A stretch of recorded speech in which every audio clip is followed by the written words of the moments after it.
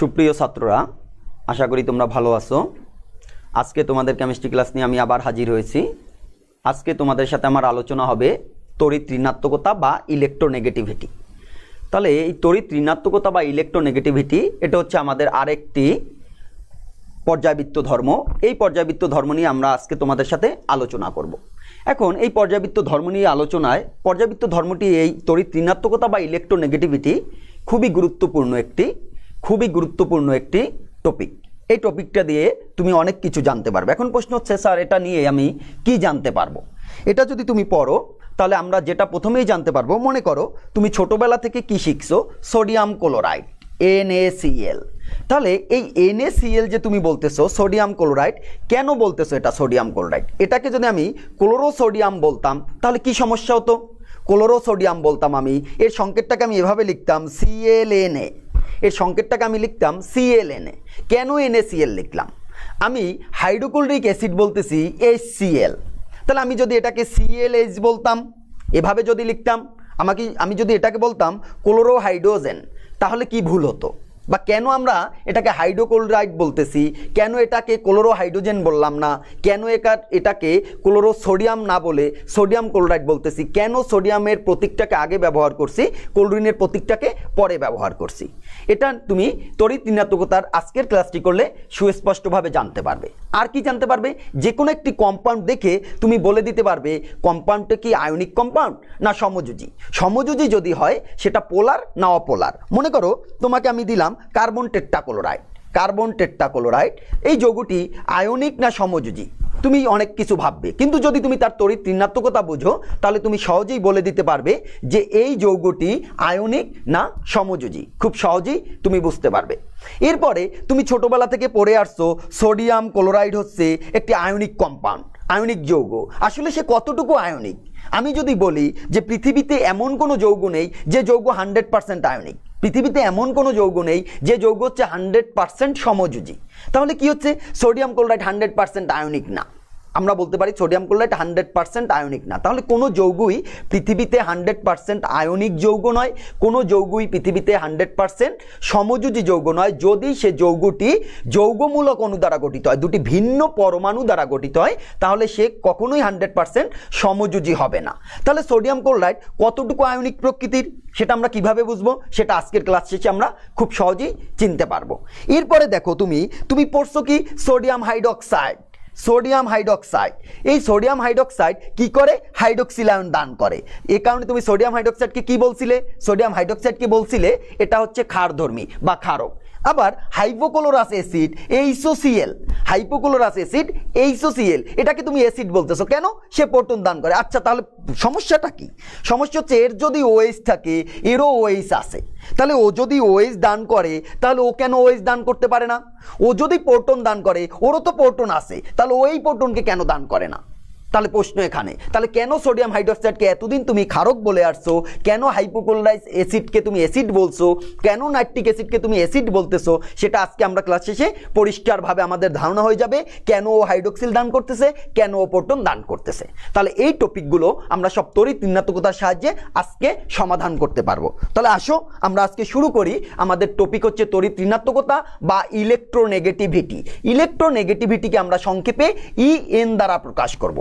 ইলেকট্রোনেগেটিভিটিকে আমরা সংক্ষেপে EN দ্বারা প্রকাশ করব। তাহলে ইলেকট্রোনেগেটিভিটি হবে EN। ইলেকট্রোনেগেটিভিটি প্রশ্ন শুরুতেই হচ্ছে কাকে বলে? তাহলে আমরা ইলেকট্রোনেগেটিভিটি কাকে বলবো? ইলেকট্রোনেগেটিভিটি বলবো যে সমযোজী বন্ধনে আবদ্ধ কোনো পরমাণুর বন্ধনজোড় ইলেকট্রনকে নিজের দিকে আকর্ষণ করার ক্ষমতাকে তড়িৎ ঋণাত্মকতা বলা হয়, বা নিজের দিকে আকর্ষণ করার যে ঘটনাটা, সে ঘটনাটাকে বলা হয় তড়িৎ ঋণাত্মকতা। তাহলে তড়িৎ ঋণাত্মকতা কাকে বলা হবে? তড়িৎ ঋণাত্মকতা বলা হবে সমযোজী বন্ধনে আবদ্ধ কোনো পরমাণুর বন্ধনজোড় ইলেকট্রনকে নিজের দিকে আকর্ষণ করার ক্ষমতাকে তড়িৎ ঋণাত্মকতা বলা হবে। যেমন দেখো, ও বি দুটি পরমাণু, এ ও বি দুটি পরমাণু পরস্পর সমযোজী বন্ধনে আবদ্ধ হয়েছে। সমযোজী বন্ধন কিভাবে গঠিত হয়? ইলেকট্রন শেয়ারের মাধ্যমে গঠিত হয়। তাহলে এ পরমাণু আমার কি করলো? একটি ইলেকট্রন দান করলো। বি পরমাণু কি করলো? একটি ইলেকট্রন দান করলো। মোট ইলেকট্রনের সংখ্যা কয়টি হয়ে গেল? দুটি। এই দুটি ইলেকট্রনকে তারা কি করতেছে? দুটি ইলেকট্রনকে তারা সমান বলে তার নিউক্লিয়াস কর্তৃক আকর্ষণ করতেছে। এখন যদি ব্যাপারটা এমন হয় যে এ ও এবং বি, এ ও বি এর মধ্যে এ হচ্ছে খুব প্রভাবশালী নেতা, বি হচ্ছে সাধারণ জনগণ, তারা যদি তাদের পাশাপাশি সম্পত্তি থাকে তাহলে এ কি করবে? সে প্রভাব খাটাবে। বি কি করবে? সে প্রভাব খাটাতে পারবে না। তখন এই এ পরমাণু বন্ধনজোড় ইলেকট্রনকে নিজের দিকে আকর্ষণ করে। এ পরমাণু বন্ধনজোড় ইলেকট্রনকে নিজের দিকে আকর্ষণ করে। যখন এই পরমাণু বন্ধনজোড় ইলেকট্রনকে নিজের দিকে আকর্ষণ করে তার প্রভাবের কারণে, তখন এর দিকে ইলেকট্রন জোড় কিছুটা ঝুঁকে পড়ে। অর্থাৎ ইলেকট্রন জোড় কোথায় ছিল? দুই পরমাণুর নিউক্লিয়াসের মধ্যবর্তী জায়গায় ছিল। এবার কি হলো? ইলেকট্রন জোড় এ পরমাণুর দিকে কিছুটা ঝুঁকে পড়লো। এ পরমাণুর দিকে ইলেকট্রন জোড় ঝুঁকে পড়ার কারণে তোমরা জানো যে ইলেকট্রন যদি কেউ গ্রহণ করে তাহলে তার উপরে ঋণাত্মক চার্জ সৃষ্টি হয়, আর এ যদি ইলেকট্রন দান করতো তার উপরে ধনাত্মক চার্জ সৃষ্টি হয়। ঋণাত্মক চার্জ কখন সৃষ্টি হয়? ইলেকট্রন অ্যাফিনিটি এর ফলে। ধনাত্মক চার্জ কখন সৃষ্টি হয়? আয়োনাইজেশন এনার্জি এর ফলে। তাহলে আমরা কি বলতে পারলাম? আমরা বলতে পারলাম যে ইলেকট্রন যখন গ্রহণ হবে তখন তার উপরে ঋণাত্মক চার্জ সৃষ্টি হবে, ইলেকট্রন যখন দান করবে তার উপরে ধনাত্মক চার্জ সৃষ্টি হবে। তাহলে এরা তো দানও করেনি, গ্রহণও করেনি। বি কি ইলেকট্রন জোড় তাকে দান করে দিছে? না, বি ইলেকট্রন জোড় তাকে দান করে দেয়নি। যদি দান না করে দেয়, এ কি ইলেকট্রন জোড় গ্রহণ করতেছে? না, তাও করেনি। তাহলে এ এবং বি এর উপরে কারো উপরেই ধনাত্মক বা ঋণাত্মক চার্জ সৃষ্টি হবে না, কারো উপরেই ধনাত্মক বা ঋণাত্মক চার্জ সৃষ্টি হবে না। তাহলে স্যার ইলেকট্রন জোড় যে সরে গেল তাহলে কি হবে? ইলেকট্রন জোড় সরে যাওয়ার কারণে এই এর উপরে ইলেকট্রন যদি সে গ্রহণ করে তার উপরে ঋণাত্মক চার্জ সৃষ্টি হয়, ইলেকট্রন যদি দান করে তার উপরে ধনাত্মক চার্জ সৃষ্টি হয়। তাহলে ইলেকট্রন জোড় সরে যাওয়ার কারণে এর উপরে একটা ঋণাত্মক চার্জ সৃষ্টি হবে। কিন্তু সেই ঋণাত্মকটা কেমন ঋণাত্মক? সেটা ফুললি নেগেটিভ চার্জ না, সেটা হবে পার্শিয়াল নেগেটিভ চার্জ, কারণ আংশিক সরে গেছে। তাহলে ডেল্টা মাইনাস। আর বি থেকে ইলেকট্রন জোড় দূরে সরে যাওয়ার কারণে তার উপরে আংশিক ধনাত্মক চার্জের সৃষ্টি হবে ডেল্টা প্লাস। তাহলে যদি একটা অণুর মধ্যে একটা তড়িৎ ঋণাত্মক পরমাণু থাকে তাহলে ওই অণুটার মধ্যে আংশিক ধনাত্মক প্রান্ত এবং আংশিক ঋণাত্মক প্রান্ত সৃষ্টি হয়। কয়টা প্রান্ত সৃষ্টি হচ্ছে? দুটা প্রান্ত সৃষ্টি হচ্ছে। কয়টা পোলের সৃষ্টি হচ্ছে? দুইটা পোল। তাহলে অণুটাকে কি বলবো আমরা? দুই মানে ডাইপোল। তাহলে এটা হবে, অণুটা হবে ডাইপোল। তাহলে একটা অণু ডাইপোলে পরিণত হবে কখন? যখন ওই অণুটির মধ্যে কমপক্ষে একটি তড়িৎ ঋণাত্মক পরমাণু উপস্থিত থাকবে, তখন অণুটি ডাইপোলে পরিণত হবে। অণুটি ডাইপোলে পরিণত হবে। আর ডাইপোলে যে অণু হয় সেই অণুকে আমরা বলি কি অণু? পোলার অণু। সেই অণুকে আমরা বলবো কি অণু? পোলার অণু। আর পোলার অণুকে যখন তুমি দ্রাবক হিসেবে ব্যবহার করে থাকো তখন তাকে বলো পোলার দ্রাবক। তখন তাকে আমরা কি বলে থাকি? পোলার দ্রাবক। যেমন পানি H2O, H2O এর যদি তুমি গঠন দেখো, গঠনটা এমন, তাহলে এর উপরে আংশিক ঋণাত্মক চার্জ, হাইড্রোজেনের উপর আংশিক ধনাত্মক, হাইড্রোজেনের উপর আংশিক ধনাত্মক। তাহলে পানিকে তুমি ছোটবেলা থেকে কি পড়ে আসছো? পানি হচ্ছে একটি পোলার দ্রবক। কেন পড়ে আসছো? কারণ পানির মধ্যে পোলারিটির সৃষ্টি হয়। পানির মধ্যে পোলারিটির সৃষ্টি হয়। এই পোলারিটির সৃষ্টি হওয়ার কারণে পানিকে আমরা পোলার দ্রাবক বলে আসছিলাম। তাহলে তড়িৎ ঋণাত্মক পরমাণু যদি উপস্থিত থাকে তাহলে অণুটা কেমন অণুতে পরিণত হবে? পোলার অণুতে পরিণত হবে। অণুটা কেমন অণুতে পরিণত হবে? ডাইপোলে পরিণত হবে। ডাইপোল বিশিষ্ট অণুকে আমরা কি বলবো? পোলার বলবো। তাহলে যার মধ্যে ডাইপোল নেই তাকে বলবো অপোলার, যার মধ্যে ডাইপোল নেই তাকে বলবো অপোলার। তাহলে পোলারিটির শর্ত কি বা পোলার অণু হওয়ার শর্ত কি? তার মধ্যে কমপক্ষে একটি তড়িৎ ঋণাত্মক বা ইলেকট্রোনেগেটিভ মৌল থাকতে হবে। তাহলে ইলেকট্রোনেগেটিভ মৌল যখন তার মধ্যে থাকবে তখন ওই অণুটা সহজেই পোলার অণুতে পরিণত হবে। তাহলে আমি যদি আবার তোমাকে বলি ইলেকট্রোনেগেটিভিটি বা তড়িৎ ঋণাত্মকতা কাকে বলে, তাহলে আমরা বলবো যে সমযোজী বন্ধনে আবদ্ধ কোনো পরমাণুর বন্ধনজোড় ইলেকট্রনকে নিজের দিকে আকর্ষণ করার ক্ষমতাকে তড়িৎ ঋণাত্মকতা বলে। সমযোজী বন্ধনে আবদ্ধ কোনো পরমাণুর বন্ধনজোড় ইলেকট্রনকে নিজের দিকে আকর্ষণ করার ক্ষমতাকে তড়িৎ ঋণাত্মকতা বলে। যেমন দেখো এ বি পরমাণুর মধ্যে এ পরমাণু তড়িৎ ঋণাত্মক হওয়ার কারণে তাহলে সে বন্ধনজোড় ইলেকট্রনকে নিজের দিকে আকর্ষণ করলো, এই ঘটনাটাকেই তড়িৎ ঋণাত্মকতা বলা হবে এবং এ পরমাণুটিকে আমরা বলবো তড়িৎ ঋণাত্মক পরমাণু। তাহলে স্যার যদি এ এবং বি এর তড়িৎ ঋণাত্মকতার মান সমান হয়, এ ওর যে ক্ষমতা আছে বি এরও একই ক্ষমতা, এও প্রভাবশালী এও প্রভাবশালী, তখন কি হবে? তখন বন্ধনজোড় ইলেকট্রনকে দুই দিকে সমানভাবে টানবে। দুই দিকে যদি দুইজনে সমানভাবে টানে তখন তার লব্ধি জিরো হবে, অর্থাৎ তার বন্ধনজোড় ইলেকট্রন যেখানে আছে সেখানেই অবস্থান করবে। তাহলে তড়িৎ ঋণাত্মকতা তোমাকে প্রথমে বুঝতে হবে তড়িৎ ঋণাত্মকতা কাকে বলে। সমযোজী বন্ধনে আবদ্ধ বন্ধনজোড় ইলেকট্রনকে কোনো পরমাণুর নিজের দিকে আকর্ষণ করার ক্ষমতাকে তড়িৎ ঋণাত্মকতা বলা হবে। এখন এই যে তড়িৎ ঋণাত্মকতার ফলে কি হচ্ছে, পোলার অণু বা ডাইপোলে পরিণত হচ্ছে, পোলার অণু বা ডাইপোলে পরিণত হচ্ছে। তাহলে আমরা কি বলবো, আমরা বলবো যে তড়িৎ ঋণাত্মক কোনো পরমাণু যদি কোনো অণুর মধ্যে উপস্থিত থাকে তাহলে ওই অণুটা সবসময় কি হবে, ডাইপোলে পরিণত হবে, ওই অণুটা কি হবে, ডাইপোলে পরিণত হবে। এখন এই তড়িৎ ঋণাত্মকতা কাছাকাছি ইলেকট্রন অ্যাফিনিটি বা ইলেকট্রন আসক্তি, আমরা গত লেকচারে তোমাদের সাথে ইলেকট্রন আসক্তি নিয়ে আলোচনা করছিলাম, ইলেকট্রন অ্যাফিনিটি নিয়ে আলোচনা করছিলাম। এই ইলেকট্রন অ্যাফিনিটি, তাহলে তড়িৎ ঋণাত্মকতা এবং ইলেকট্রন অ্যাফিনিটির মধ্যে মূল পার্থক্য কোথায় সেটা যদি আমরা দেখতে চাই, দেখো ইলেকট্রন অ্যাফিনিটির ফলে একটা পরমাণু বন্ধনজোড় ইলেকট্রনকে নিজের দিকে আকর্ষণ করে, ইলেকট্রন অ্যাফিনিটির ফলে একটা পরমাণু বন্ধনজোড় ইলেকট্রনকে নিজের দিকে আকর্ষণ করে। তাহলে আমি যদি পার্থক্য করতে চাই ইলেকট্রন অ্যাফিনিটি আর ইলেকট্রোনেগেটিভিটি, তাহলে পার্থক্য কি, ইলেকট্রন অ্যাফিনিটির ফলে সে বন্ধনজোড় ইলেকট্রনকে কি করবে, সে বন্ধনজোড় ইলেকট্রনকে নিজের দিকে আকর্ষণ করবে এবং আকর্ষণ করার ফলে সে বন্ধনজোড় ইলেকট্রনকে কি করবে, গ্রহণ করবে। তাহলে ইলেকট্রন অ্যাফিনিটি মানে হচ্ছে ইলেকট্রন গ্রহণ, ইলেকট্রন অ্যাফিনিটি মানে হচ্ছে ইলেকট্রন গ্রহণ। তাহলে ইলেকট্রোনেগেটিভিটি মানে কি, ইলেকট্রোনেগেটিভিটি মানে কি ইলেকট্রন গ্রহণ না, সে শুধুমাত্র বন্ধনজোড় ইলেকট্রনকে নিজের দিকে আকর্ষণ করে। তার মানে এটাকে আমরা বলতে পারি বন্ধনজোড় ইলেকট্রনকে আকর্ষণ, এটা হচ্ছে ইলেকট্রন আকর্ষণ আর এটা হচ্ছে ইলেকট্রন গ্রহণ। একটা হচ্ছে ইলেকট্রন আকর্ষণ আর একটা হচ্ছে ইলেকট্রন গ্রহণ। ইলেকট্রন অ্যাফিনিটি কার ক্ষেত্রে প্রযোজ্য হবে, ইলেকট্রন অ্যাফিনিটি যদি তুমি চিন্তা করো তাহলে ইলেকট্রন অ্যাফিনিটি হচ্ছে একটা আইসোলেটেড অ্যাটমের ক্ষেত্রে প্রযোজ্য, একটা বিচ্ছিন্ন গ্যাসীয় পরমাণুর ক্ষেত্রে প্রযোজ্য। কিন্তু ইলেকট্রন নেগেটিভিটি হচ্ছে বন্ডেড অ্যাটমের ক্ষেত্রে প্রযোজ্য, যে বন্ধনে আবদ্ধ তার ক্ষেত্রে প্রযোজ্য। তাহলে আমরা বলতে পারি কি ইলেকট্রন অ্যাফিনিটি হচ্ছে বিচ্ছিন্ন পরমাণুর ক্ষেত্রে প্রযোজ্য, বিচ্ছিন্ন পরমাণুর ক্ষেত্রে প্রযোজ্য, আর এটা বন্ধনে আবদ্ধ পরমাণুর ক্ষেত্রে প্রযোজ্য, এটা হচ্ছে বন্ধনে আবদ্ধ পরমাণুর ক্ষেত্রে প্রযোজ্য, পরমাণুর ক্ষেত্রে। তাহলে আমরা ইলেকট্রন অ্যাফিনিটি এবং ইলেকট্রন নেগেটিভিটির মধ্যে প্রথম যে কথাটি বললাম সেটা হচ্ছে ইলেকট্রন অ্যাফিনিটিতে ইলেকট্রন গ্রহণ হবে আর ইলেকট্রন নেগেটিভিটি ইলেকট্রনকে শুধুমাত্র আকর্ষণ করবে, এটা বিচ্ছিন্ন পরমাণুর ক্ষেত্রে প্রযোজ্য, এটা বন্ধনে আবদ্ধ পরমাণুর ক্ষেত্রে প্রযোজ্য।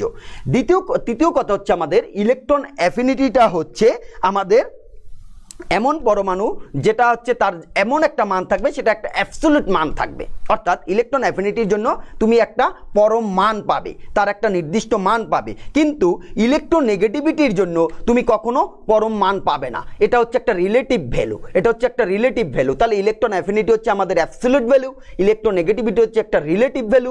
রিলেটিভ ভ্যালু হওয়ার কারণে তার কোনো একক থাকবে না, তার কোনো একক থাকবে না। কিন্তু ইলেকট্রন অ্যাফিনিটির তুমি একক জানো, ইলেকট্রন অ্যাফিনিটির একক হচ্ছে ইলেকট্রন ভোল্ট পার অ্যাটম, অথবা আমরা বলতে পারি কিলো জুল পার মোল, অথবা আমরা বলতে পারি কিলো জুল পার মোল। তাহলে আমি যদি ইলেকট্রন অ্যাফিনিটি এবং ইলেকট্রন নেগেটিভিটির মধ্যে পার্থক্য করি তাহলে বলতে পারি ইলেকট্রন অ্যাফিনিটি মানে হচ্ছে ইলেকট্রনকে গ্রহণ করা আর ইলেকট্রন নেগেটিভিটি হচ্ছে বন্ধন জোড়ে আবদ্ধ ইলেকট্রনকে আকর্ষণ করা। ইলেকট্রন অ্যাফিনিটি বিচ্ছিন্ন বা আইসোলেটেড অ্যাটমের ক্ষেত্রে প্রযোজ্য, ইলেকট্রন নেগেটিভিটি বন্ধনে আবদ্ধ বন্ডেড পরমাণুর ক্ষেত্রে প্রযোজ্য। ইলেকট্রন অ্যাফিনিটি হচ্ছে অ্যাবসলিউট একটা মান থাকবে, ইলেকট্রন নেগেটিভিটির রিলেটিভ একটা মান থাকবে, ইলেকট্রন অ্যাফিনিটির একক থাকবে ইলেকট্রন ভোল্ট পার অ্যাটম অথবা কিলো জুল পার মোল, কিন্তু ইলেকট্রোনেগেটিভিটির কোনো একক থাকবে না। তাহলে নোট করো তোমরা এই পয়েন্টটাকে, ইলেকট্রোনেগেটিভিটির কোনো একক থাকবে না। আমরা কি বললাম, ইলেকট্রোনেগেটিভিটির কোনো একক থাকবে না। এখন প্রশ্ন হচ্ছে স্যার এই যে ইলেকট্রোনেগেটিভিটি এটা আমরা কিভাবে নির্ণয় করব, কিভাবে ইলেকট্রোনেগেটিভিটি নির্ণয় করা হবে? আমরা আগেই বলছি এটা হচ্ছে একটা রিলেটিভ ভ্যালু। রিলেটিভ ভ্যালু মানে কি, রিলেটিভ ভ্যালু মানে হচ্ছে একটার সাপেক্ষে আরেকটাকে হিসাব করা হয়। রিলেটিভ ভ্যালু মানে হচ্ছে একটার সাপেক্ষে আরেকটাকে হিসাব করা হয়, এ কারণে তাকে আমরা এককবিহীন বলছিলাম, এ কারণে তাকে আমরা কি বললাম, এককবিহীন। তাহলে ইলেকট্রোনেগেটিভিটি কিভাবে নির্ণয় করা হয়? ইলেকট্রোনেগেটিভিটি নির্ণয় করা হয় প্রথমে যে সূত্রের সাহায্যে ইলেকট্রোনেগেটিভিটি নির্ণয় করা হলো সেটা হচ্ছে মিলিকানের একটি স্কেল। বিজ্ঞানী মিলিকান তার স্কেলে বললেন যে ইলেকট্রোনেগেটিভিটি সমান হবে EN সমান হবে আয়োনাইজেশন এনার্জি ওই পরমাণুর যোগ ওই পরমাণুর ইলেকট্রন অ্যাফিনিটি ভাগ 2। তাহলে মিলিকানের স্কেল অনুযায়ী, এটা কার স্কেল আমরা বললাম, এটা বললাম আমরা মিলিকান, বিজ্ঞানী মিলিকানের স্কেল অনুযায়ী ইলেকট্রোনেগেটিভিটি সমান হচ্ছে কি, ইলেকট্রোনেগেটিভিটি সমান হচ্ছে আয়োনাইজেশন এনার্জি এবং ইলেকট্রন অ্যাফিনিটির গড়। আয়নাইজেশন এনার্জি এবং ইলেকট্রন অ্যাফিনিটির গড়, এটা হচ্ছে কার অনুযায়ী, মিলিকানের স্কেল অনুযায়ী ইলেকট্রোনেগেটিভিটি বা তড়িৎ ঋণাত্মকতা। কিন্তু বিজ্ঞানী পলিংয়ের মতে দেখো, পলিং কি বলছে, পলিং বলছে ইলেকট্রোনেগেটিভিটি সমান হচ্ছে 0.208 into root over E of A B minus root over E of A into E of B B. এটা কার স্কেল, পলিং স্কেল। বিজ্ঞানী পলিংয়ের এই স্কেল অনুযায়ী যে ইলেকট্রোনেগেটিভিটিকে নির্ণয় করা হলো, এই ইলেকট্রোনেগেটিভিটি হচ্ছে সবচেয়ে অধিক গ্রহণযোগ্য।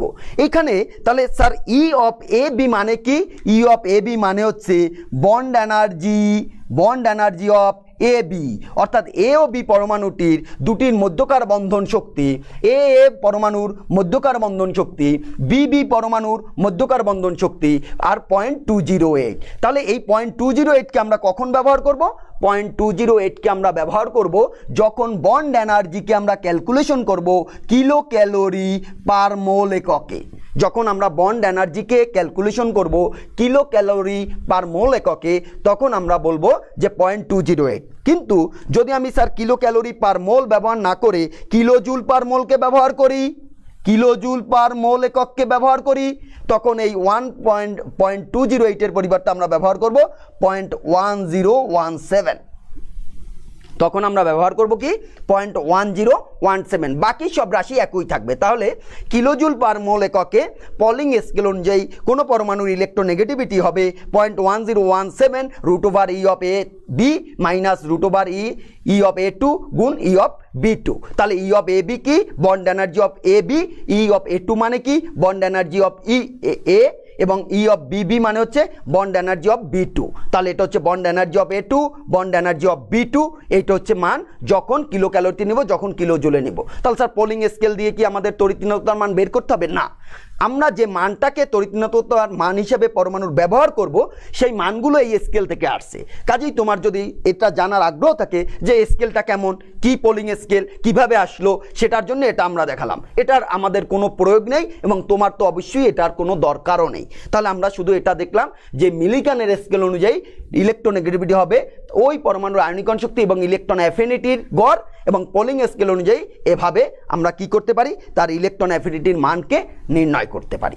এখন প্রশ্ন হচ্ছে, এই যে ইলেকট্রন অ্যাফিনিটি, এটাকে আমরা কি বললাম, পর্যায়বৃত্ত ধর্ম বললাম। তোমরা জানো কি পর্যায়বৃত্ত ধর্মসমূহ কি করে একই পর্যায় এবং একই গ্রুপে একটি নির্দিষ্ট ক্রম অনুযায়ী পরিবর্তিত হতে থাকে, একটি নির্দিষ্ট ক্রম অনুযায়ী পরিবর্তিত হতে থাকে। তাহলে আমাদের এই যে তড়িৎ ঋণাত্মকতা বা ইলেকট্রোনেগেটিভিটি, এটাও একই পর্যায় বা গ্রুপে আমরা কি করতে পারবো, একই নির্দিষ্ট পর্যায় বা গ্রুপে নির্দিষ্ট অনুযায়ী পরিবর্তিত হতে থাকবে, নির্দিষ্ট অনুযায়ী পরিবর্তিত হতে থাকবে। যদি পরিবর্তিত হয় তাহলে তারা স্যার কী কী বিষয়ের উপর ডিপেন্ড করবে, এই ইলেকট্রোনেগেটিভিটি কী কী বিষয়ের উপর নির্ভরশীল, যদি আমরা সেটা দেখতে চাই, আসো তাহলে ইলেকট্রোনেগেটিভিটির নির্ভরশীলতা, ইলেকট্রোনেগেটিভিটির নির্ভরশীলতা যদি আমরা চিন্তা করি, প্রথমে আমরা বলবো ইলেকট্রোনেগেটিভিটি নির্ভরশীল হচ্ছে পরমাণুর আকারের উপর।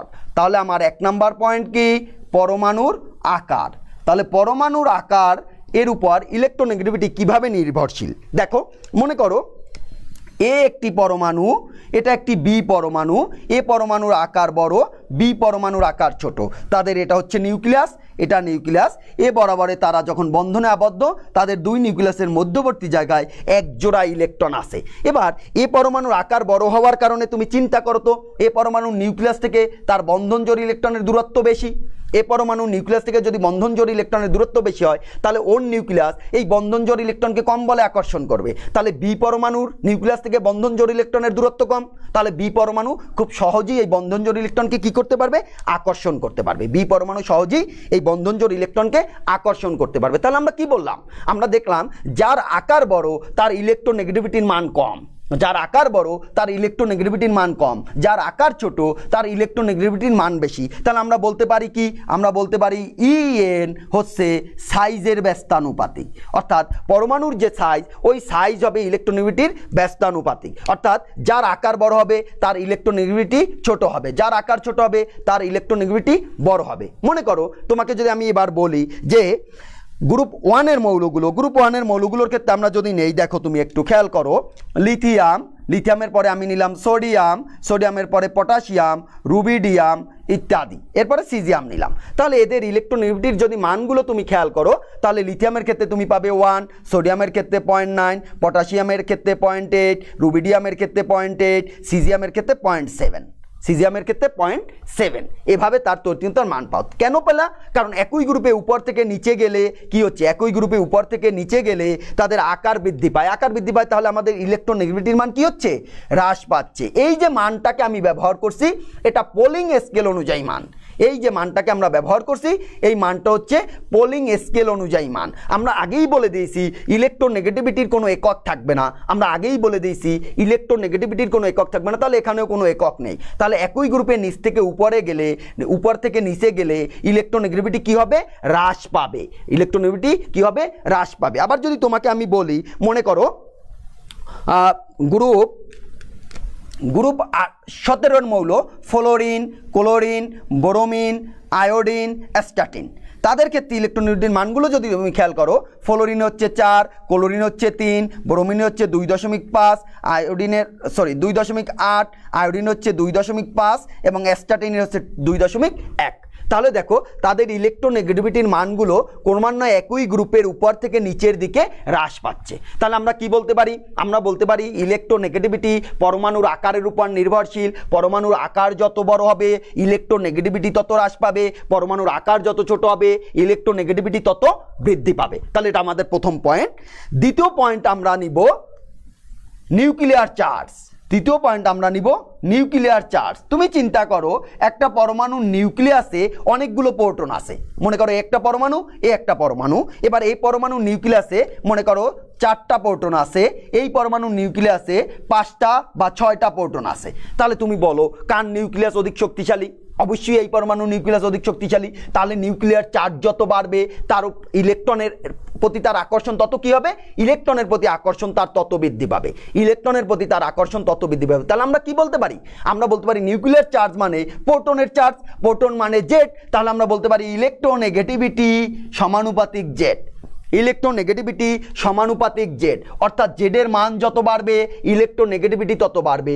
জেডকে প্রোটন সংখ্যা, প্রোটন সংখ্যা মানে কি, নিউক্লিয়ার চার্জ। তাহলে কি হবে, একই পর্যায়ে বাম থেকে ডানে গেলে জেডের মান কি হয়, বৃদ্ধি পায়। একই পর্যায়ে বাম থেকে ডানে গেলে জেডের মান বৃদ্ধি পায়, জেডের মান বৃদ্ধি পাওয়ার সাথে সাথে তাহলে তাদের ইলেকট্রোনেগেটিভিটি কি হবে, বৃদ্ধি পাবে। তাহলে একই পর্যায়ে বাম থেকে ডানে গেলে ইলেকট্রোনেগেটিভিটি বৃদ্ধি পাবে, একই গ্রুপে উপর থেকে নিচে গেলে ইলেকট্রোনেগেটিভিটি হ্রাস পাবে, একই গ্রুপে নিচ থেকে উপরে গেলে ইলেকট্রোনেগেটিভিটি বৃদ্ধি পাবে, একই পর্যায়ে বাম থেকে ডানে গেলে ইলেকট্রোনেগেটিভিটি বৃদ্ধি পাবে। যদি তাই হয় তাহলে তুমি বলো লিথিয়াম, লিথিয়ামের পরে বেরিলিয়াম, এরপরে boron, carbon, nitrogen, oxygen, fluorine, এই কয়টা মৌল দ্বিতীয় পর্যায়ের মৌল। নিষ্ক্রিয় গ্যাসগুলো যদি আমরা বাদ দেই তাহলে তাদের ইলেকট্রোনেগেটিভিটির ক্রম কার বেশি হবে, বাম থেকে ডানে বৃদ্ধি পাবে। তাহলে সবচেয়ে বেশি কার হবে, ফ্লোরিনের বেশি হবে, সবচেয়ে কম কার হবে, লিথিয়ামের কম হবে। যদি আমি তৃতীয় পর্যায়ের মৌলগুলো লিখি, দেখো সোডিয়াম, পটাশিয়াম, ম্যাগনেসিয়াম,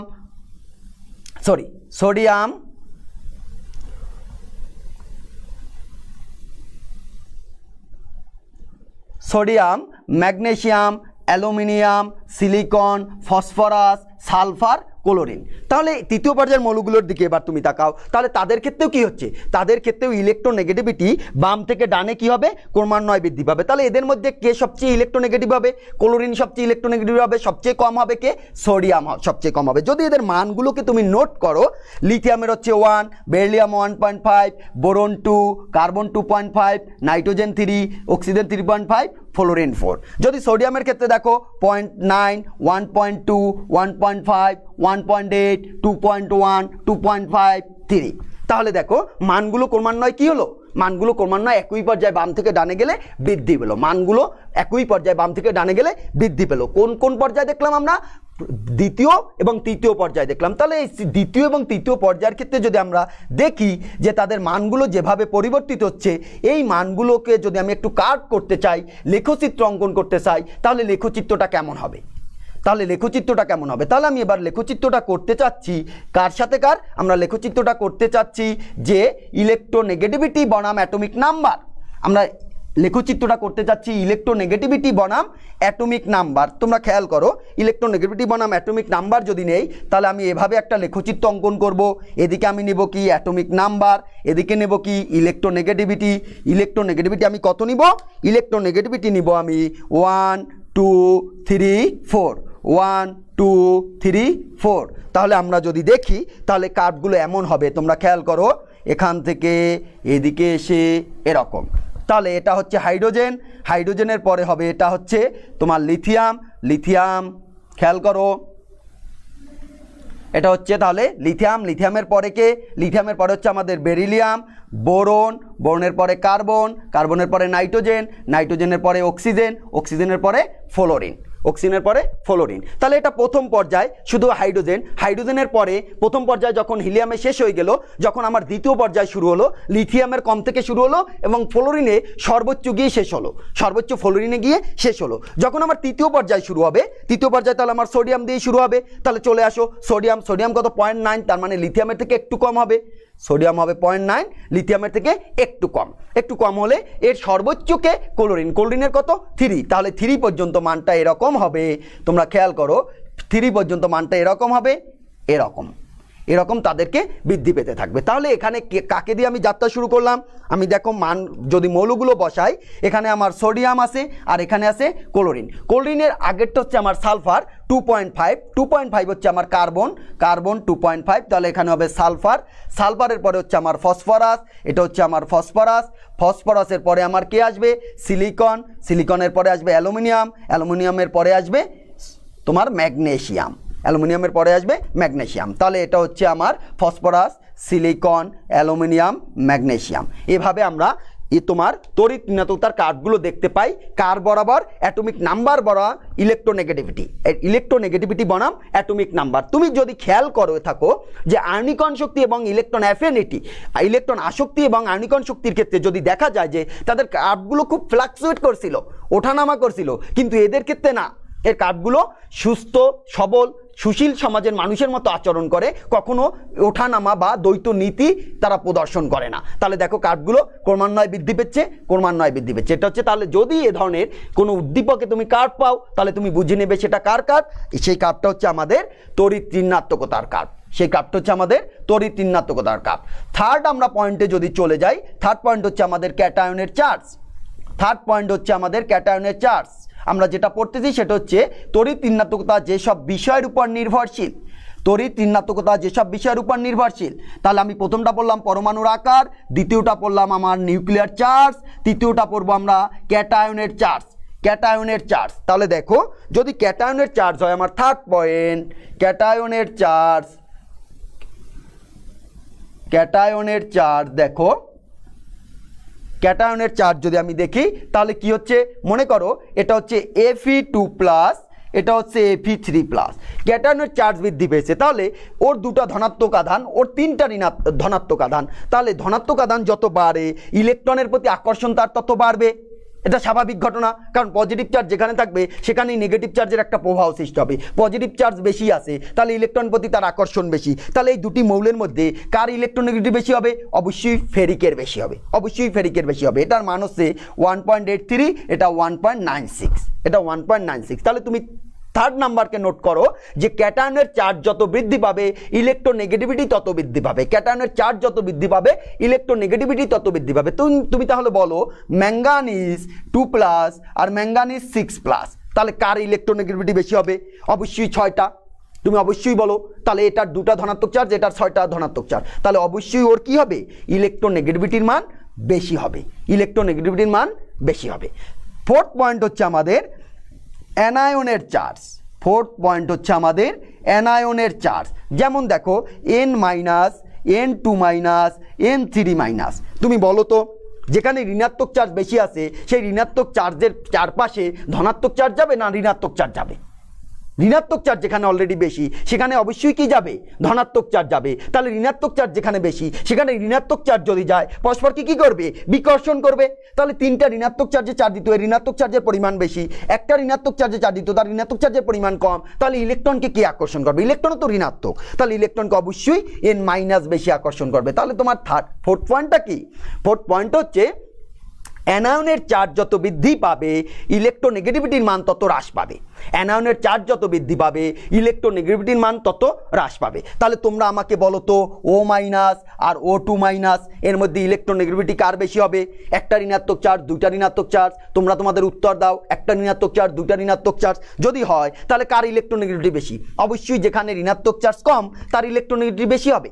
অবশ্যই যেখানে ঋণাত্মক চার্জ কম সেখানে ইলেকট্রোনেগেটিভিটি বেশি হবে। তাহলে আমরা কয়টা পয়েন্ট বললাম? ইলেকট্রোনেগেটিভিটি নির্ভরশীলতার জন্য আমরা 4টা পয়েন্ট বললাম। 4টা পয়েন্ট, প্রথমটা কি আমার পরমাণুর আকার, দ্বিতীয়টা কি নিউক্লিয়ার চার্জ, তৃতীয়টা কি ক্যাটায়নের চার্জ, চতুর্থটা কি অ্যানায়নের চার্জ। প্রথমটায় পরমাণুর আকার যত ছোট হবে ইলেকট্রোনেগেটিভিটি বৃদ্ধি পাবে, দ্বিতীয়টা হচ্ছে নিউক্লিয়ার চার্জ যত বাড়বে ইলেকট্রোনেগেটিভিটি বৃদ্ধি পাবে, তৃতীয়টা ক্যাটায়নের চার্জ যত বাড়বে ইলেকট্রোনেগেটিভিটি বাড়বে, চতুর্থটা অ্যানায়নের চার্জ যত বাড়বে ইলেকট্রোনেগেটিভিটি তত কমবে, ইলেকট্রোনেগেটিভিটি তত কমবে।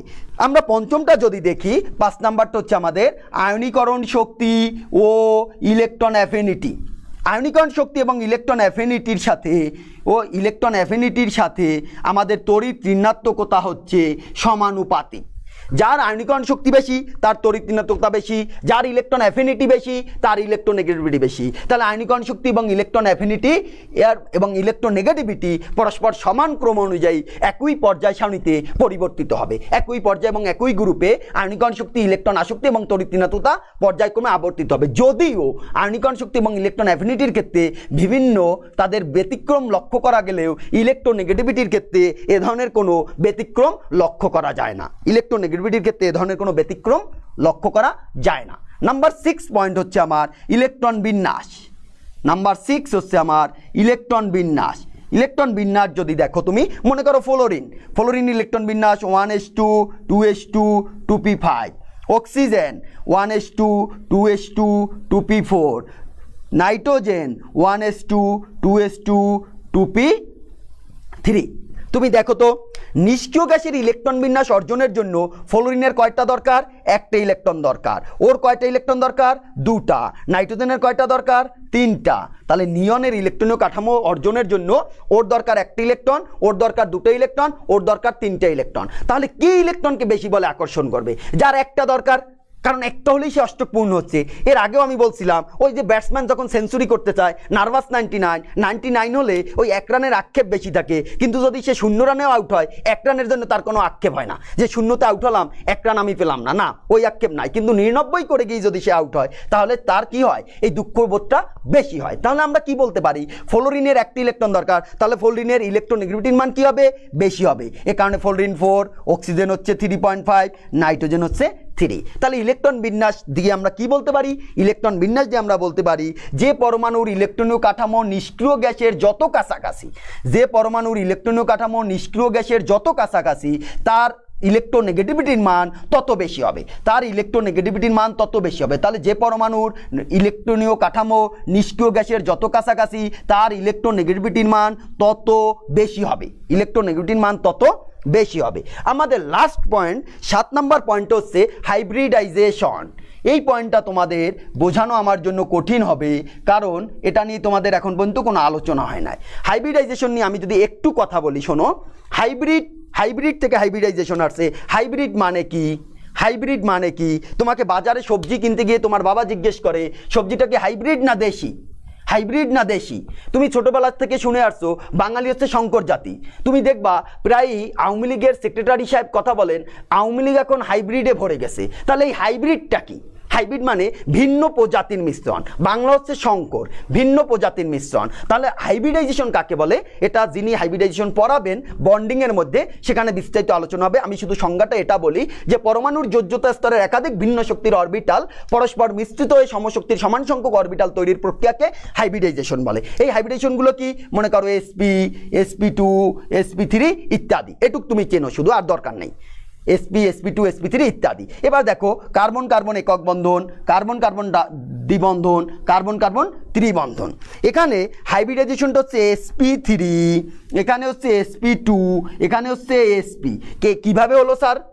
কিভাবে হলো এটা আমি এখানে তোমাদের আলোচনা করতে পারবো না, কারণ হাইব্রিডাইজেশন নিয়ে 2-3টা ক্লাস লাগে, সেখানে আমি অন্য একটা টপিকের মধ্যে এটা যেহেতু পেয়েছি, কাজেই এখানে আমি শুধু এইটুক বলবো, কার্বন কার্বন একক বন্ধন sp3, কার্বন কার্বন দ্বিবন্ধন sp2, কার্বন কার্বন ট্রিপল বন্ড হলে sp সংকরায়ন হবে। তুমি এবার খেয়াল করো, sp3 চারজন মিলে কত, চারজন মিলে যদি 100 ধরি তাহলে একটা s 3টা p, চারজন মিলে 100, তাহলে s ক্যারেক্টার কত পার্সেন্ট, 25%। s কত পার্সেন্ট, 25%। তাহলে এখানে sp2 তিনজন মিলে 100, তাহলে একজন কত, একজন হচ্ছে 33.33%, দুইজন মিলে 100, তাহলে একজন কত, 50%। তাহলে s ক্যারেক্টার ক্রমান্বয়ে বৃদ্ধি পাবে। হাইব্রিড অরবিটালে s ক্যারেক্টার যত বৃদ্ধি পাবে তার ইলেকট্রোনেগেটিভিটির মান তত বৃদ্ধি পাবে। হাইব্রিডাইজেশনে s ক্যারেক্টার যত বৃদ্ধি পাবে ইলেকট্রোনেগেটিভিটির মান তত বৃদ্ধি পাবে। তাহলে sp3 থেকে sp2 এর ইলেকট্রোনেগেটিভিটি বেশি, তার থেকে sp এর বেশি, তাহলে কার্বন কার্বন একক বন্ধন অপেক্ষা দ্বিবন্ধনের তোমার ইলেকট্রোনেগেটিভিটির মান বেশি হবে, দ্বিবন্ধন অপেক্ষা ত্রিবন্ধনের ইলেকট্রোনেগেটিভিটির মান আরও বেশি হবে, দ্বিবন্ধন অপেক্ষা ত্রিবন্ধনের ইলেকট্রোনেগেটিভিটির মান আরও বেশি হবে। তাহলে দেখো, একই কার্বন পরমাণু সে যে তোমার সংকরায়ন প্রদর্শন করবে, সেই সংকরায়নের উপর ডিপেন্ড করে তার ইলেকট্রোনেগেটিভিটির মান হবে।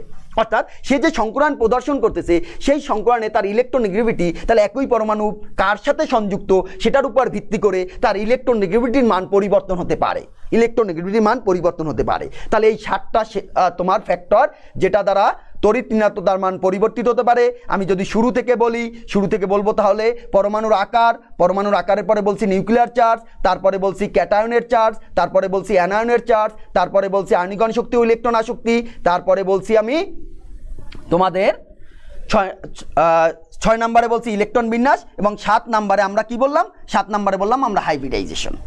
এইগুলো ফ্যাক্টর দ্বারা আমাদের তড়িৎ ঋণাত্মতা মান নির্ভর করে। তাহলে এই ফ্যাক্টরগুলোর উপর ডিপেন্ড করে আমরা কি বলতে পারি, আমরা বলতে পারি পর্যায় সারণীতে একই পর্যায়ে বাম থেকে ডানে গেলে তড়িৎ ঋণাত্মতার মান বাড়বে, একই পর্যায়ে বাম থেকে ডানে গেলে তড়িৎ ঋণাত্মতার মান বাড়বে, আবার একই গ্রুপে নিচ থেকে উপরে গেলে তড়িৎ ঋণাত্মতার মান বাড়বে। তাহলে আমি যদি একটা পিরিয়ডিক টেবিল অঙ্কন করি, বাচ্চারা দেখো,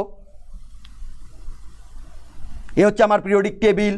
তাহলে পিরিয়ডিক টেবিলে তুমি খেয়াল করো, তুমি কি বলছো, একই পর্যায়ে বাম থেকে ডানে গেলে ইলেকট্রোনেগেটিভিটি বৃদ্ধি পায়, একই গ্রুপে নিচ থেকে উপরে গেলে ইলেকট্রোনেগেটিভিটি বৃদ্ধি পায়। তাহলে তোমরা আমাকে বলো, একই পর্যায়ে বাম থেকে ডানে যদি নিষ্ক্রিয় গ্যাসকে আমি বাদ দেই, 18 গ্রুপকে বাদ দেই, তাহলে আমার গ্রুপ থাকে 17, 18 গ্রুপকে বাদ দিলে আমার গ্রুপ থাকে 17 নং গ্রুপের তাহলে ইলেকট্রোনেগেটিভিটি সবচেয়ে বেশি হবে।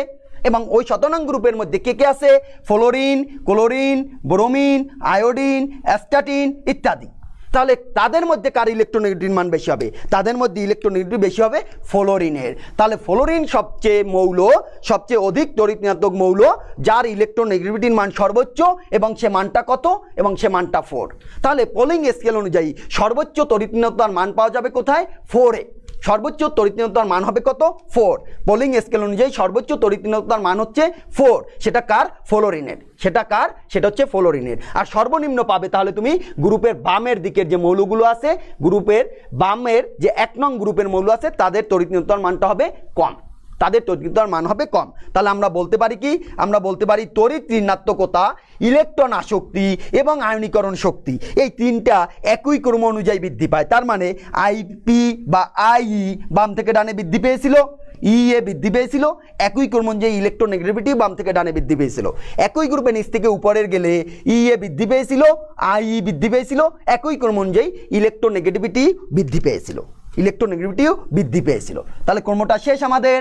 এবার একটু দেখো, তাহলে সবচেয়ে তড়িৎ ঋণাত্মক মৌল কে, তোমার পর্যায় সারণীতে আমি বলছি সবচেয়ে তড়িৎ ঋণাত্মক মৌল তোমাকে আমি বলছি ফ্লোরিন, সবচেয়ে হচ্ছে আমার ফ্লোরিন। তাহলে এটা গ্রুপ 17, এটা গ্রুপ 18। তাহলে কে আছে, সবচেয়ে তড়িৎ ঋণাত্মক মৌল হচ্ছে আমার কে, ফ্লোরিন।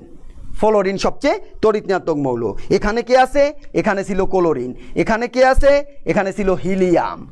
তাহলে হিলিয়াম হচ্ছে সবচেয়ে আয়নীকরণ শক্তি বেশি, আই বেশি। ফ্লোরিনের হচ্ছে এন সবচেয়ে বেশি, ক্লোরিনের হচ্ছে এ সবচেয়ে বেশি। তাহলে ইলেকট্রন আসক্তি সবচেয়ে বেশি ক্লোরিনের, তড়িৎ ঋণাত্মতা সবচেয়ে বেশি ফ্লোরিনের, এবং আয়নীকরণ শক্তি সবচেয়ে বেশি হিলিয়ামের। এখন তোমার মনে প্রশ্ন আসছে, স্যার ইলেকট্রন অ্যাফিনিটি যদি ক্লোরিনের বেশি হয়ে থাকে, ইলেকট্রন নেগেটিভিটি কেন ফ্লোরিনের বেশি? এটা তোমার প্রশ্ন। তাহলে এটা যদি প্রশ্ন হয় তুমি শোনো, ফ্লোরিনের হচ্ছে যে তড়িৎ ঋণাত্মতা বেশি কিন্তু ইলেকট্রন আসক্তি বেশি না। তাহলে ইলেকট্রন আসক্তি এবং তড়িৎ ঋণাত্মতার মধ্যে একটা বেসিক পার্থক্য আছে। ইলেকট্রন আসক্তিতে সেই ইলেকট্রন গ্রহণ করবে, কিন্তু তড়িৎ ঋণাত্মতায় সেই ইলেকট্রন গ্রহণ করবে না। তড়িৎ ঋণাত্মতায় সেই ইলেকট্রন গ্রহণ করবে না, ইলেকট্রনকে আকর্ষণ করবে, ইলেকট্রনকে শুধু আকর্ষণ করবে। তাহলে তড়িৎ ঋণাত্মতার ক্ষেত্রে ইলেকট্রনকে যেহেতু গ্রহণ করার দরকার না, ক্লোরিনের ইলেকট্রন আসক্তি বেশি হয়েছিল কেন? কারণ ও ইলেকট্রন গ্রহণ করে ওর কাছে জায়গা ছিল খুব কম।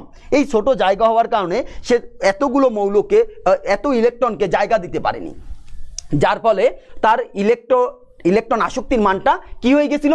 ছোট হয়ে গেছিল। এটাই কারণ, আর কোনো কারণ নেই। তাহলে আসো আমাদের ফ্যাক্টরগুলো আমরা বুঝে ফেললাম, তড়িৎ ঋণাত্মতা কী কী বিষয়ের উপর নির্ভরশীল। এখন এই যে তড়িৎ ঋণাত্মতা পড়লাম আমরা, এই তড়িৎ ঋণাত্মতা এত পড়ার স্যার কারণ কি? তড়িৎ ঋণাত্মতা দিয়ে আমি কী শিখলাম শেষ পর্যন্ত? আসো তাহলে সেই শিক্ষাটাকে যদি আমরা মূল্যায়ন করতে যাই, এত সময় তুমি তড়িৎ ঋণাত্মতা দিয়ে কি কি শিখতে পারছো সেটা যদি আমরা দেখি। তড়িৎ ঋণাত্মতার প্রয়োগ, তোমরা টাইটেলটা লেখো তাহলে। এখন যেটা নিয়ে আমরা আলোচনা করব সেটা হচ্ছে তড়িৎ ঋণাত্মতার প্রয়োগের গুলো কি কি ক্ষেত্রে আমি এটাকে ব্যবহার করতে পারি, এবং এটা খুবই ইম্পর্টেন্ট। যদি তুমি পূর্ণ মনোযোগী না থাকো, এখন পূর্ণ মনোযোগ দাও, তাহলে তুমি জীবনে অনেক কিছু যা শিখো নাই তাই 5 মিনিটে শিখতে পারবে। তুমি জীবনে যা অনেক কিছু শিখো নাই সেটাই 5 মিনিটে শিখতে পারবে। এবার আসো তোমার সাথে সেই বিষয়ে আমি আলোচনা করি। যদি দেখো, প্রথমটা হচ্ছে নামকরণ। 1 নাম্বার আমি তোমাকে শিখাবো নামকরণ। তোমাকে প্রথমে আমি বলছিলাম HCl এর সংকেত কেন HCl লিখছো, ClH লেখো নাই কেন, সোডিয়াম ক্লোরাইড কেন বলছো তুমি, ক্লোরোসোডিয়াম বলো নাই কেন। তাহলে দেখো, হাইড্রোজেনের তড়িৎ ঋণাত্মতার মান 2.1, ক্লোরিনের তড়িৎ ঋণাত্মতা 3, সোডিয়ামের 0.9, ক্লোরিনের হচ্ছে 3। এবার দেখো, এই যে দুটি পরমাণু পরস্পর তারা সংসার বাঁধছে, একত্রে যুক্ত হয়েছে, তাদের তড়িৎ ঋণাত্মতা কার বেশি?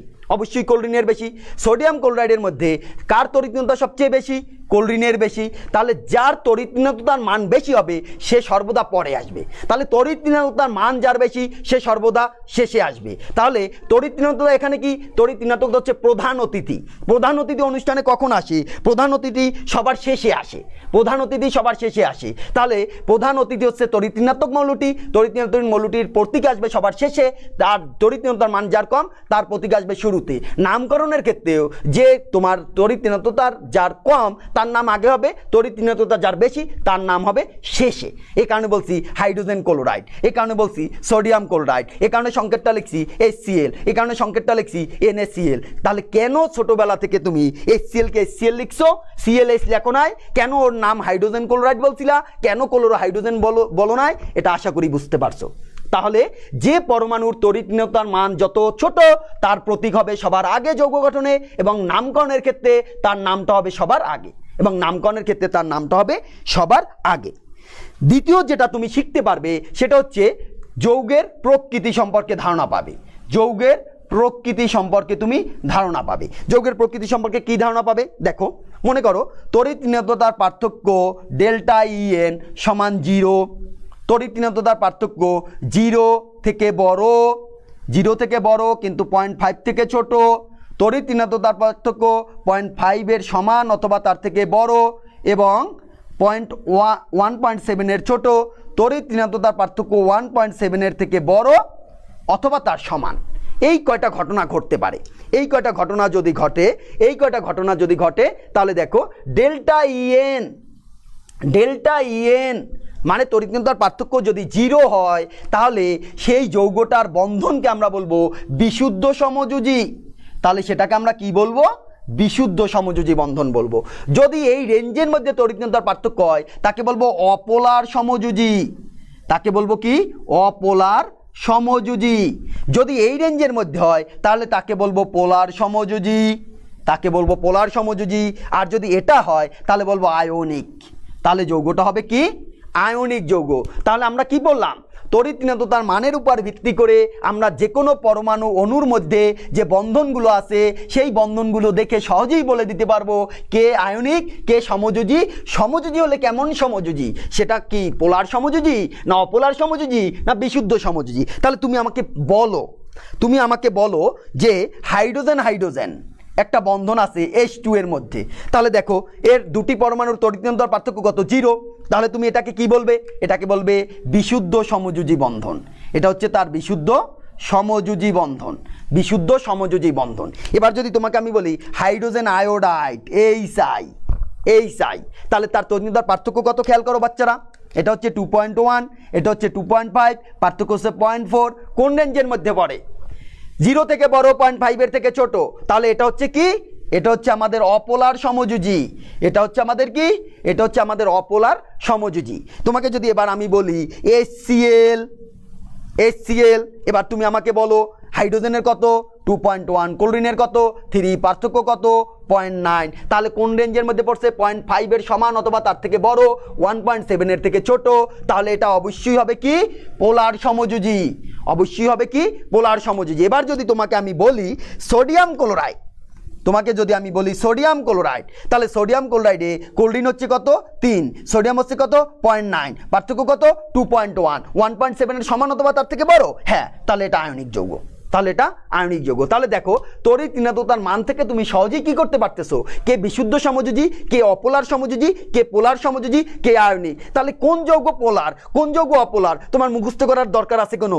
পানি যে পোলার এটা আর মুখস্থ করার দরকার আছে? অক্সিজেন হাইড্রোজেন বন্ধন, পার্থক্য হিসাব করো, 3.5 আর 2.1, পার্থক্য হবে 1.4। তাহলে এটা অবশ্যই পোলার হবে। তাহলে আমরা সহজেই এটা কি করতে পারি? আমরা সহজেই যে কোনো যৌগকে সেটা আয়নিক না সমযোজী, না সমযোজী হলে পোলার না অপোলার, সেটা নির্ণয় করতে পারি। তবে বিশুদ্ধ সমযোজী শুধুমাত্র একই প্রকৃতির পরমাণুর ক্ষেত্রে প্রযোজ্য। বিশুদ্ধ সমযোজী যেটা একই, যেমন Cl2 দুটা কোল্ডিন পরমাণু যদি বন্ধন তৈরি করে তখন ওই বন্ধনটাকে বলবো আমরা বিশুদ্ধ সমযোজী। তাহলে তুমি তো প্রশ্ন করতে পারো, স্যার একটু আগে তো আপনি বলছিলেন যে আয়নিক যৌগ 100% কেউ নেই, আয়নিক যৌগ 100% কেউ নেই। তাহলে আয়নিক যৌগ যদি 100% কেউ না থাকে তাহলে কি হচ্ছে ব্যাপারটা? তাহলে আপনি বলতেছেন 1.7 এর বেশি হলে আয়নিক হবে, তাহলে ব্যাপারটা কি? তাহলে 3 নম্বর হচ্ছে percentage of ionic character, ionic চরিত্র আমরা নির্ণয় করতে পারবো কোথায়? যে কোনো যৌগের মধ্যে। তাহলে আমার সূত্র কি? সূত্র হচ্ছে পার্সেন্টেজ অফ আয়নিক ক্যারেক্টার সমান হবে 1 মাইনাস e⁻⁴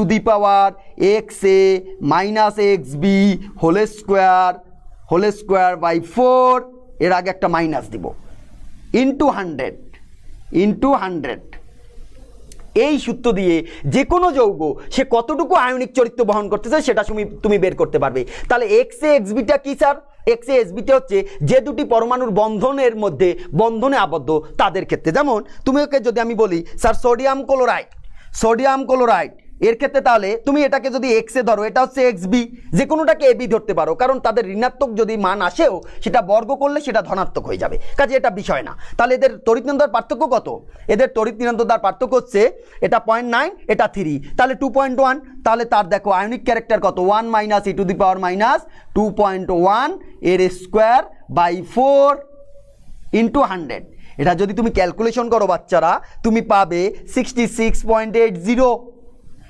তাহলে যে সোডিয়াম ক্লোরাইডকে ছোটবেলা থেকে আয়নিক যৌগ বলে এত জেনে আসছো, তার আয়নিক ক্যারেক্টার মাত্র 66%। দেখো খুবই নগণ্য, খুবই নগণ্য না, ম্যাক্সিমাম আর কি 50%-এর বেশি। তাহলে আয়নিক আর সমযোজী কখন ধরবো স্যার? কোনোটাই যদি 100% আয়নিক না হয়, কোনটা যদি 100% সমযোজী না হয়, তাহলে কে আয়নিক? যার ম্যাক্সিমামটা হবে আয়নিক সেটা আয়নিক, যার ম্যাক্সিমামটা সমযোজী প্রকৃতির হবে সেটা হবে সমযোজী। এভাবে আমরা যে কোনো যৌগের ক্ষেত্রে আমরা কি করতে পারি? তার আয়নিক ক্যারেক্টার কত পার্সেন্ট সেটা নির্ণয় করতে পারি। যদি তুমি পারো তাহলে তুমি আমাকে ম্যাগনেসিয়াম অক্সাইডটা বের করে বলো তো, কমেন্টসে লেখো ম্যাগনেসিয়াম অক্সাইডের আয়নিক ক্যারেক্টার কত পার্সেন্ট। তোমাকে আমি 30 সেকেন্ড সময় দিলাম।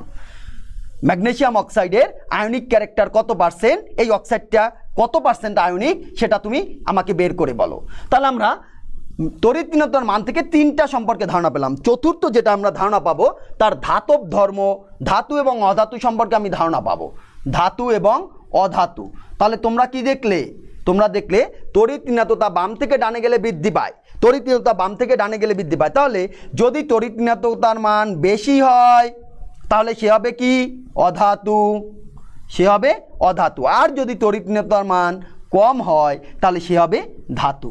তাহলে যদি তড়িৎ নিরন্তরতার মান যত কম হবে সে হবে ধাতু, তড়িৎ নিরন্তরতার মান যত বেশি হবে তাহলে সে হবে অধাতু। এবার তুমি বলো ম্যাগনেসিয়াম অক্সাইডের ক্ষেত্রে কি পেয়েছো? যদি ম্যাগনেসিয়াম অক্সাইডের ক্ষেত্রে তুমি 73.35% পেয়ে থাকো তাহলে তোমার উত্তর সঠিক যে হ্যাঁ ম্যাগনেসিয়াম অক্সাইডের আয়নিক ক্যারেক্টার হচ্ছে 73.35%। তাহলে আমি তড়িৎ ঋণাত্মকতাকে আমরা এই 4 নম্বর পয়েন্ট কি বললাম, আমি ধাতু এবং অধাতু সম্পর্কে ধারণা পেতে পারি। ধাতুর ক্ষেত্রে কি হবে, ধাতুর ক্ষেত্রে তড়িৎ নিরন্তরতার মান বেশি হবে, কম হবে, এবং অধাতুর ক্ষেত্রে তড়িৎ ঋণাত্মকতার মান হবে বেশি। তাহলে কোনো পরমাণুর তড়িৎ ঋণাত্মকতা বেশি দেখে আমি বুঝতে পারবো সেটা অধাতু প্রকৃতির, আর যখনই কম পাবো তখনই আমরা ধাতু প্রকৃতির বুঝতে পারবো। আমার লাস্ট পয়েন্ট আমার দেখো 5 নাম্বার পয়েন্ট, এটাই আমার শেষ টপিক আজকে। এটা হচ্ছে অম্লধর্ম এবং ক্ষারধর্ম সম্পর্কে আমরা আলোচনা করতে পারবো। অম্লধর্মী ও ক্ষারধর্মী। তাহলে তড়িৎ নিরন্তরতা থেকে আমি বলে দিব কে অম্ল আর কে ক্ষার। যেমন দেখো তুমি বলছো কি সোডিয়াম হাইড্রক্সাইড এটা ক্ষারধর্মী, কেন? কারণ সোডিয়াম হাইড্রক্সাইড কি করে, হাইড্রক্সিল আয়ন দান করে। সোডিয়াম হাইড্রক্সাইড হাইড্রক্সিল আয়ন দান করে। আবার তুমি বলছো কি হাইপোক্লোরাস অ্যাসিড এটা হচ্ছে অ্যাসিড, কেন? কারণ সে প্রোটন দান করে। আবার তুমি বলছো কি নাইট্রিক অ্যাসিড সে প্রোটন দান করে, তাহলে সেও অ্যাসিড। আমার প্রশ্ন হচ্ছে এদের গঠনগুলো যদি আমি দেখি, মনে করো সোডিয়াম হাইড্রক্সাইড আয়নিত না হয়ে যদি বন্ধন তৈরি করতো, এভাবে বন্ধনটা হতো, হাইপোক্লোরাস অ্যাসিডের বন্ধনটা এরকম হতো, নাইট্রিক অ্যাসিডের বন্ধনটা এরকম হতো, এ হচ্ছে তার গাঠনিক সংকেত। তাহলে আমার প্রশ্ন হচ্ছে সবার মধ্যে ওএইচ আছে, তাহলে ও যদি ওএইচ দান করে, সবাই ওএইচ দান করার কথা, তা করলো না, ওরা শুধু প্রোটন দান করলো দুইজনে, ও ওএইচ দান করলো। আবার ওরা যদি প্রোটন করে তাহলে ও কেন এইচ দান করলো না? তাহলে তো ও অ্যাসিড হতো। তাহলে কেন সোডিয়াম হাইড্রক্সাইড ক্ষার, কেন হাইপোক্লোরাইস অ্যাসিড? তাহলে দেখো তুমি খুব সহজে তুমি বের করতে পারবে। কিভাবে বের করবো আমরা, তুমি খেয়াল করো। মনে করো সোডিয়ামের তড়িৎ নিরন্তরতা কত 0.9, অক্সিজেনের কত 3.5, হাইড্রোজেনের কত 2.1। এবার সোডিয়াম আর অক্সিজেনের বন্ধনজোড় ইলেকট্রনের তড়িৎ নিরন্তরতার পার্থক্য কত? পার্থক্য যদি তুমি হিসাব করো এটার পার্থক্য হবে 2.4, এটার তড়িৎ নিরন্তরতার পার্থক্য হবে কত? এটার তড়িৎ নিরন্তরতার পার্থক্য হবে 2.1 থেকে 3.5, তার মানে 1.4। এটার যদি তড়িৎ নিরন্তরতা দেখো তুমি 3, এটা 2.1, এটা 3, তাহলে এদের 3.5, তাহলে এদের তড়িৎ নিরন্তরতার পার্থক্য এই দুটো বন্ডের 0.5, এটার হবে 1.4। এদের ক্ষেত্রে যদি সেম হয় তাহলে এটা হবে 1.4, আর অক্সিজেন আর নাইট্রোজেনের তড়িৎ নিরন্তরতার পার্থক্য হবে অক্সিজেন এবং নাইট্রোজেনের তড়িৎ নিরন্তরতার পার্থক্য হবে 0.5, কারণ নাইট্রোজেনের তড়িৎ নিরন্তরতা হচ্ছে 3। এবার দেখো তুমি তাহলে এদের ক্ষেত্রে কি দেখা যায়, এদের ক্ষেত্রে দেখা যায় এই বন্ধনজোড় ইলেকট্রন তড়িৎ নিরন্তরতার পার্থক্য 2.4, এই বন্ধনজোড় ইলেকট্রনের তড়িৎ নিরন্তরতার পার্থক্য 1.4। কোথায় পার্থক্যটা বেশি? এখানে। তাহলে এখানে বন্ড ইলেকট্রনের পোলারাইজেশন হবে বেশি। যদি তাই হয় তাহলে বন্ডটা এ বরাবরে ভেঙে যাবে, তাহলে সোডিয়াম হাইড্রক্সাইড বন্ড যদি এ বরাবরে ভেঙে যায়, সে কি দান করতেছে? হাইড্রক্সিল দান করতেছে। তাই এ কারণেই সোডিয়াম হাইড্রক্সাইড ক্ষারক। কিন্তু হাইপোক্লোরাস অ্যাসিডের ক্ষেত্রে দেখো এর তড়িৎ নিরন্তরতার পার্থক্য 1.4, এর হচ্ছে 0.5, তাহলে তড়িৎ নিরন্তরতার পার্থক্য এখানে বেশি, এই বন্ড বরাবরে। যে বন্ড বরাবরে তড়িৎ নিরন্তরতার পার্থক্য বেশি সেই বন্ড বরাবরে ভাঙন ঘটবে, তাহলে এ কি করবে? প্রোটন দান করবে। নাইট্রিক অ্যাসিড এর তড়িৎ নিরন্তরতার পার্থক্য 1.4, এর হচ্ছে 0.5, তাহলে এই বরাবরে ভাঙবে না এই বরাবরে ভাঙবে? যেখানে তড়িৎ নিরন্তরতার পার্থক্য বেশি সেই বরাবরে ভাঙবে। এখানে নাইট্রিক অ্যাসিড প্রোটন দান করবে, তাহলে ও প্রোটন দান করে কিন্তু ও হাইড্রক্সিল দান করে, এ কারণে ও ক্ষারধর্মী, ও অম্লধর্মী। এখন যদি তোমাকে যে কোনো কম্পাউন্ড আমি দেই, যদি তুমি কমন যে মৌলগুলো আছে তাদের তড়িৎ নিরন্তরতার মান বের করতে জানো বা মানগুলো তুমি জানো, তাহলে যে কোনো যৌগকে তুমি সে অম্লধর্মী না ক্ষারধর্মী সেটার মুখস্থ করার দরকার নেই। দেখে যদি তুমি নাও বুঝো সে অম্লধর্মী না ক্ষারধর্মী, তুমি সহজেই তড়িৎ নিরন্তরতার মান বের করে তার পার্থক্য দিয়ে বলে দিতে পারবে যে সে অম্লধর্মী এবং সে ক্ষারধর্মী। তাহলে এটা নিয়ে আমাদের আজকের তড়িৎ নিরন্তরতার লেকচার শেষ। আমরা তড়িৎ নিরন্তরতা টপিকটা শেষ করলাম, পর্যাবৃত্ত ধর্ম। আজকের আমাদের টপিকে যোজ্যতাও ছিল, ভ্যালেন্সিও ছিল। কোনটা?